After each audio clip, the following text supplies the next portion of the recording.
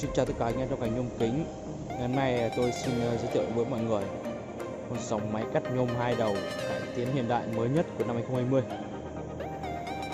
Dòng máy cắt nhôm hai đầu 08S cao cấp do công ty xuất nhập khẩu Phú Thành Á Châu, phân phối khắp 63 tỉnh thành. Sau đây thì tôi xin giới thiệu những cái đặc điểm và thông số kỹ thuật cơ bản của dòng máy cắt nhôm hai đầu 08S này cho mọi người tham khảo. Máy được thiết kế với tổng chiều dài là 5m2 với đầu thực hiện của phần đuôi máy. Hệ thống khung bệ ở đây thì sẽ làm từ thép hộp bản lớn và quây tôn dày 2 ly. Như mọi người thấy đấy, thép hộp bản 10-10 và quây tôn 2 ly để chắc chắn. Và máy sẽ xuất điện 100% từ phần bên trong các phần ở bên ngoài giúp của máy của chúng ta sẽ bền đẹp và chắc chắn. Như mọi người thấy đây, hệ thống bụng sẽ thiết kế hệ thống mang vát giúp cho chúng ta là dễ dàng vệ sinh máy trong quá trình hoạt động lâu dài.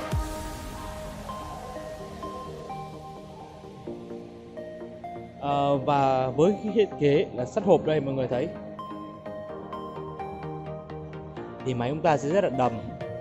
Trong quá trình sản xuất thì tránh hiện tượng là bị rung lắc và hiện tượng bị vặn máy trong quá trình chúng ta hoạt động lâu dài về sau, đảm bảo cho công việc của chúng ta được trôi chảy và suôn sẻ trong suốt quá trình chúng ta làm việc 5-10 năm. Và máy được thiết kế là hai góc cắt, đó là góc 45 độ và góc 90 độ. Với đầu máy số 1 là sẽ được cố định, và đầu máy số 2 chúng ta sẽ là di chuyển một thanh dây là dây phi 42 và sắp đặt vào đặt tiền bệ. Đây sẽ đặt tiếp tiền bệ. Và một đặc điểm tiến là khi dòng 08S này sẽ được hàn gá trên một tấm thép mỏng như người thấy đây. Hàn gá là một tấm thép mỏng đây, từ tầm nửa phân. Trên phần bệ này giúp cho những ốc của chúng ta đây có thêm phần thịt để làm chắc chắn hơn, tránh hiện tượng là bị rung lắc phần ray này trong khi chúng ta hoạt động lâu dài và bị cong ray. Phần thước lá thì dàn nhôm hai bên là thước lá inox giúp cho chúng ta làm việc sẽ tránh hiện tượng bị xây sát và bị mờ đi con số đây, khó khăn trong quá trình chúng ta lấy kích thước. Motor công suất mỗi đầu máy sẽ là motor 3 kW, tổng hai đầu máy sẽ là 6 kW. Cái cắt sẽ là đường kính 450 mang thương hiệu là Wagon. Motor và được một lưỡi cắt sẽ liên kết với nhau qua hệ thống pulley và dây cu loa, giúp cho cái vòng quay của lưỡi cắt chúng ta và hoạt động sẽ đều và ổn định hơn.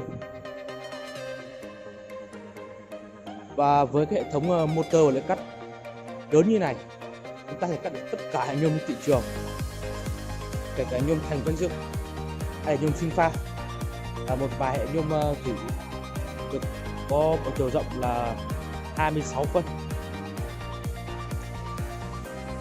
Và ở trên đầu máy số 2 mọi người thấy đây có tích hợp hệ thống chốt ấm hơi ạ. Chúng ta đây kích thước của sản phẩm, chúng ta cần kéo đầu máy và chốt ấm hơi lại. Đầu máy sẽ giữ rất là chắc chắn, không hiện tượng bị xê dịch làm ảnh hưởng đến mặt cắt và kích thước sản phẩm của chúng ta. Và trên mặt điều khiển đây sẽ tích hợp bao gồm đầy đủ là tiếng Anh và tiếng Việt cho mọi người dễ dàng sử dụng trong quá trình chúng ta hoạt động. Và những cái nút đây sẽ bọc cao su đấy, tránh hiện tượng là cái mảng nhôm có dính vào những cái nút đây kẹp hoặc là bị liệt, đảm bảo an toàn của chúng ta. Ở trên mỗi đầu máy được thiết kế là hệ thống vòi phun dầu thông minh hiện đại. Phun đây sẽ phun dạng xương, giúp chúng ta là vừa tiết kiệm chi phí đầu tư dầu làm mát mà vừa đảm bảo là cái chất lượng lưỡi cắt của chúng ta hoạt động là bền và lâu dài nhất. Và chúng ta thể điều chỉnh thời gian phun dầu tùy theo khối lượng công việc trên những con đồng hồ timer đấy ạ. Mời mọi người tham quan hệ thống tủ điện đây. Hệ thống tủ điện ở đây sẽ bao gồm này, mọi người thấy này, đầy đủ này, át này, cầu chì này, bộ chống nổ pha này và khởi động từ. Những bộ chống nổ pha này giúp chúng ta là tránh hiện tượng là lắp ngược pha và quay ngược lưỡi, làm sai cái kỹ thuật cắt, gây hỏng thành phẩm, hỏng lưỡi cắt của chúng ta. Và phía dưới đây là hệ thống bát điện tử, sắp xếp rất hiện đại và nhìn rất là chắc chắn đấy. Bên cạnh đó sẽ hệ thống cốc lọc khí, để chúng ta là lọc được những cái hơi nước, tránh hơi nước lọt vào cái đường hơi đây, gây bục đường hơi.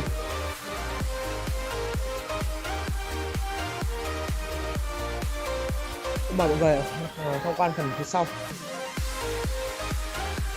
Đây, phần phía sau đây bao gồm là hệ thống piston đẩy lưỡi, bao gồm là một piston khí này và một piston dầu trợ lực. Piston khí của rất lớn, mọi người thấy ạ, rất to. Khi chúng ta hoạt động ấy thì cái piston dầu này có tác dụng là hãm lại hành trình của piston khí, giúp hành trình đi đều hơn và ổn định hơn. Khi mà hành trình đi đều ổn định thì cái thành phẩm của chúng ta được sản xuất ra sẽ đẹp hơn và chuẩn xác hơn. Và đầu máy số 2 sẽ tự đầu máy số 1 ạ.